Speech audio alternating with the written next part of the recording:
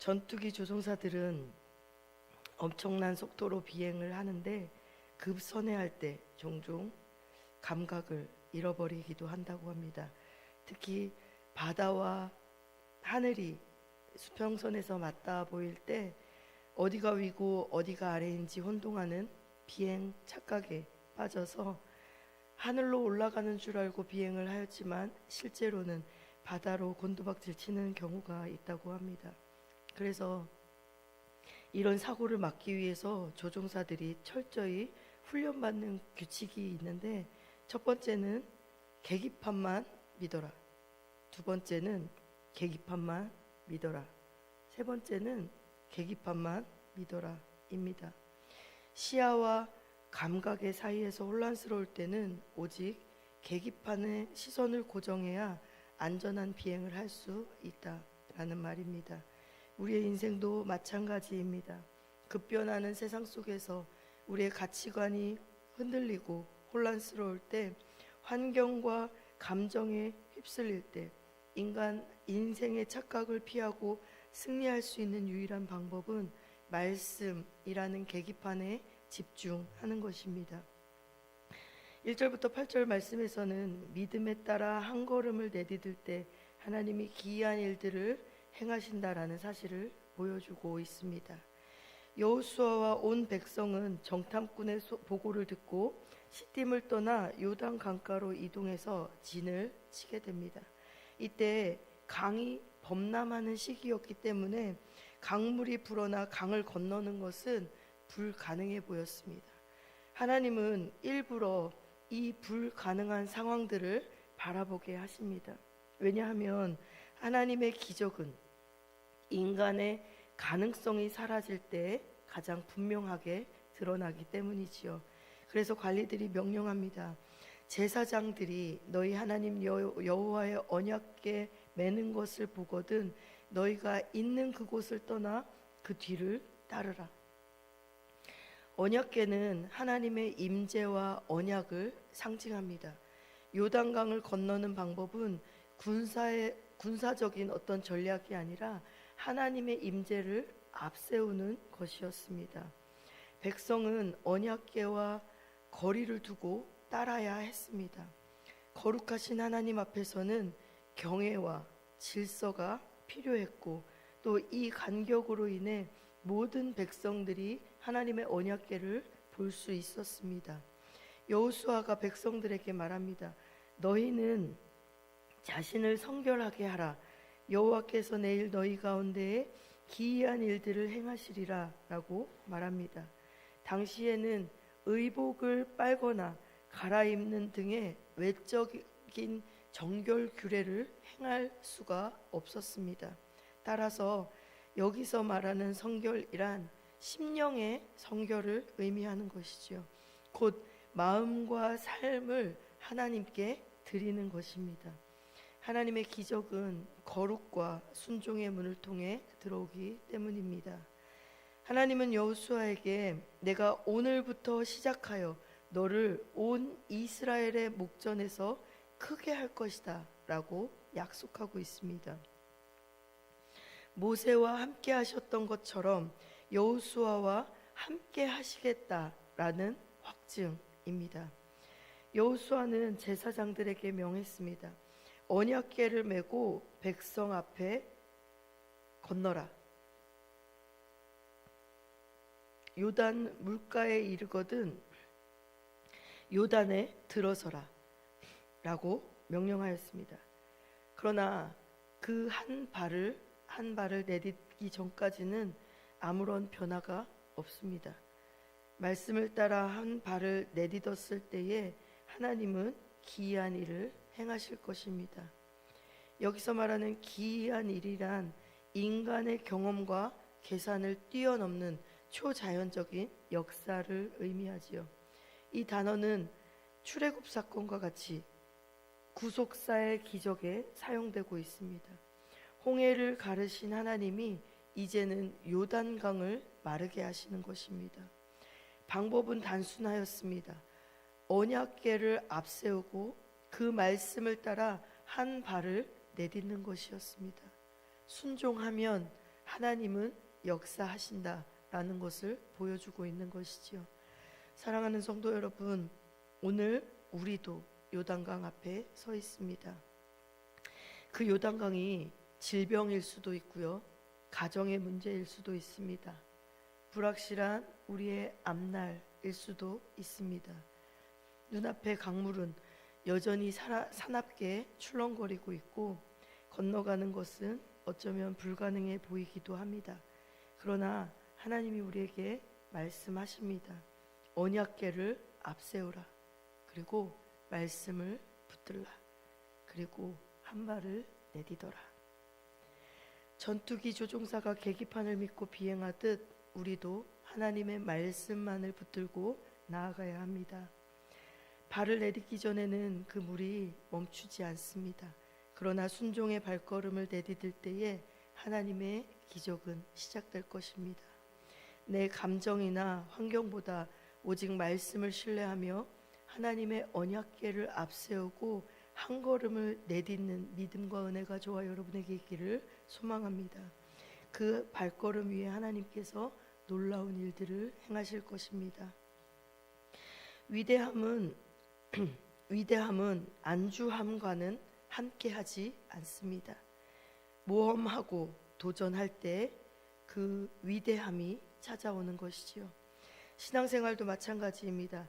하나님의 역사를 경험하는 사람은 결코 안전한 자리에 머무는 사람이 아닙니다. 하나님의 약속의 말씀을 붙잡고 믿음으로 발걸음을 내딛는 사람이지요. 9절부터 17절에서는 그 발걸음이 어떻게 마른 땅을 걷게 되는 하나님의 기적으로 이어지는지를 말씀하고 있습니다. 여호수아는 백성을 모으고 말합니다.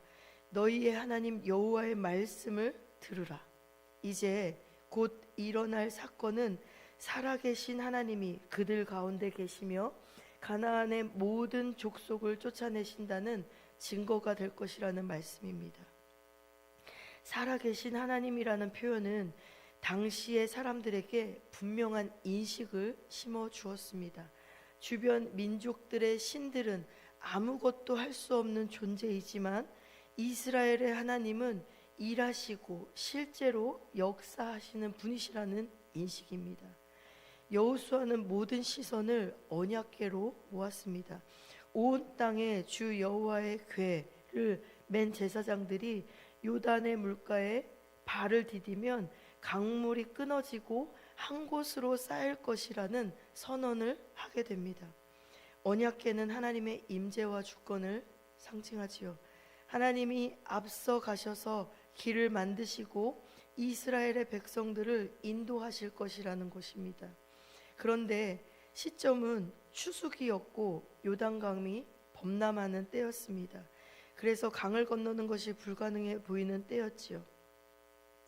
40년 광야 생활을 마치고 가나안 입성을 앞두고 가장 어려운 인생의 문제가 기다리고 있는 것입니다. 하나님은 왜 굳이 강물이 적을 때가 아니라 넘칠 때 요단강을 건너라 라고 말씀하셨을까요? 그 이유는 분명합니다. 사람이 불가능하다고 생각하는 바로 그 자리에서 하나님의 기적이 일어날 수 있기 때문이고 선명하게 드러날 수 있기 때문입니다. 드디어 제사장들의 발이 물가에 닿았습니다. 그러나 강물이 즉시 갈라진 것은 아닙니다. 오늘 말씀해 보면 상류에 아담이라는 성읍 근처에서 물이 멈추어 한 곳에 쌓였다고 기록하고 있습니다. 이곳은 여리고에서 북쪽으로 약 31km 떨어진 곳입니다. 다시 말해서 하나님이 31km 떨어진 상류에서부터 일을 시작하셨다라는 것입니다.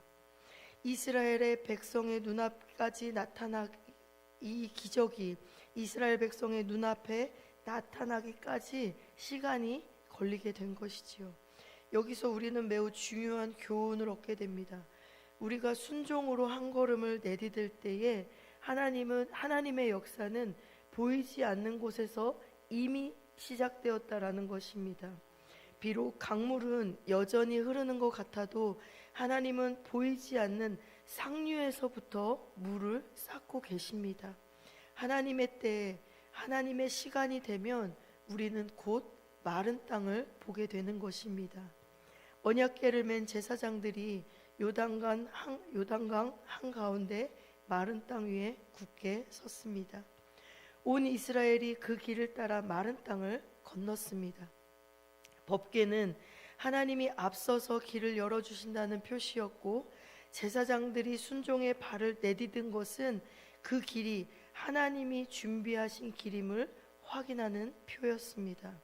이 모든 여정의 중심에는 하나님이 계셨고 하나님의 동행하심이 있었습니다. 우리 앞에도 요단강이 있습니다. 현실 속에서 도저히 순종하기 어려운 일들이 있지요. 우리의 눈으로 보기에는 깊이와 폭을 건널 수 없다고 느껴질 때가 있습니다. 그러나 기억하실 수 있기를 바랍니다. 하나님은 우리보다 앞서 가셔서 길을 예비하시는 분이십니다. 보이지는 않지만 상류에서부터 이미 그 물을 쌓고 계시지요. 그래서 우리에게 필요한 것은 믿음입니다.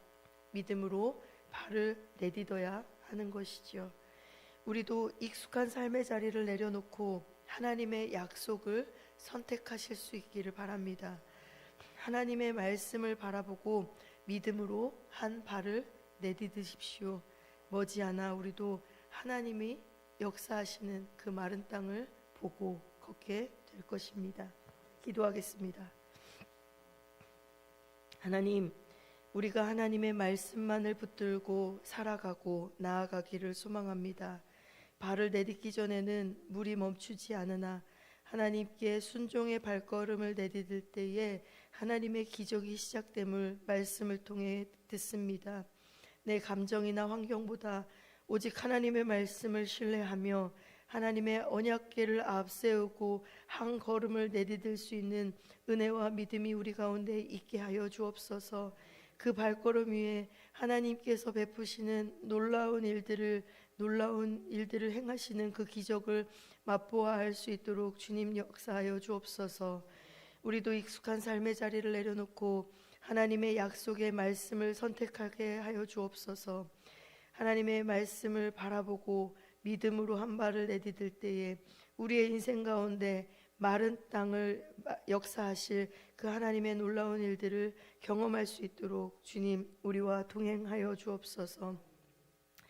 이 시간 육신의 질병으로 또 생각의 악함으로 마음의 연약함으로 고통받는 자들에게도 찾아가 주셔서 말씀하여 주시고 하나님께 그 말씀을 한 걸음 내디딜 때에 또 그 말씀 가운데 순종하며 나아갈 때에 찾아가서 위로하시고 살리시는 하나님의 놀라우신 은혜를 경험케 하는 귀한 믿음의 자들이 될 수 있도록 인도하여 주시옵소서.